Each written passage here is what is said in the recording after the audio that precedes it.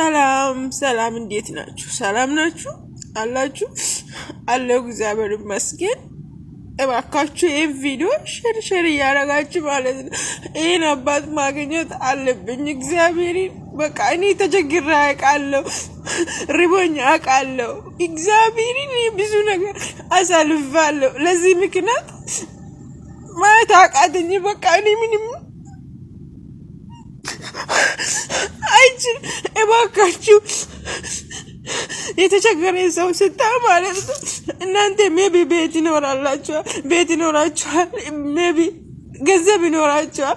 የሰው ልጅ ላይ እንደዚህ አታደርጉ። በቃ እባካችሁ እግዚአብሔር እኔ ብቻ የነባትን ማግኘት አለብኝ። እግዚአብሔር በቃ በፈለጋችሁ ቋንቋ ማለት ነው።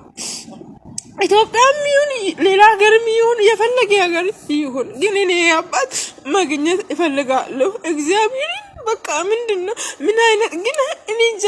አንዳንድ ሰው ምን አይነት እንትን ናቸው ግን እግዚአብሔር እኔ እንጃ። ብቻ እባካችሁ ሼር እያደረጋችሁ ማለት ነው። ይሄ አባት እኔ እንጃ ብቻ እኔ አላውቅም ግን እፈልጋለሁ። ሼር እያደረጋችሁ ማለት ነው። ይሄን ማግኘት ይፈልጋል። ይሄን አባት ሜቢ ሪሞት ሜቢ ደክሞት ይሆናል። አሁን ጾም ነው። ይህን ነገር በቃ ይህን ነገር ነው። የሰው በር ፊት ለፊት ላይ ቁጭ ብሏል። እዛ ላይ ውሃ ይደፉባል። ግን ምንድነው ሀሳቦቹ? ምን ያስባችሁ ነው? ምን ነው እናንተ በቃ ዛሬ ጉልበታችሁ ማልቅ ይመስላችኋል አይደል? በቃ አንድ ቀን እኮ በሆነ ነገር ያለ ነገራችሁ ሁሉም ማለት ነው እንደ ወዝ ይሆናል፣ እንደ ውሃ ማለት ነው። ግን አስቡበት። ነገ ምንድነው ማጋጠመኝ? ምንድነው ፊት ለፊቴ ምን አለ? ዛሬ በልቼ ዛሬ ጠጥቼ ዛሬ ጥሩ አልጋ ላይ ተኝቼ ነገ ደግሞ ምንድነው ማጋጠመኝ የሚል ሀሳብ እባካችሁ አስቡና እግዚአብሔር እኔን ይፈልጋሉ። እኔ ሰውዬ ማለት ነው እግዚአብሔርን ይፈልጋሉ።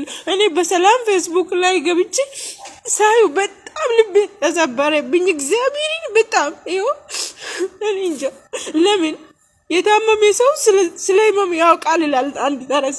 ስለዚህ ይፈልጋለሁ። እባካችሁ ፈልጉልኝ።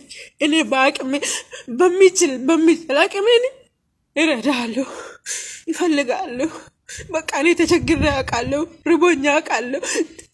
እኔ ውሃን ጥምቶኝ አንድ ኩባያ ውሃ የሚሰጠኝ ሰው አጥቼ አውቃለሁ።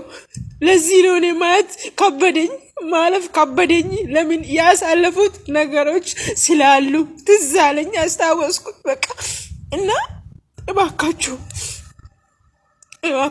በዚህ ከፈለጋችሁ ማለት ነው ፌስቡክ ላይ ገብታችሁ ማየት ትችላላችሁ። አሁን ሼር አድርጌ ነው የወጣሁት። ቦንቶ ከበዳ ብላችሁ ገብታችሁ ማየት ትችላላችሁ። ይሄን ቪዲዮ ስታው ምን እንደሚሰማችሁ እኔ አላቅም። ብቻ እኔ ግን በጣም ልቤን ተሰበረ።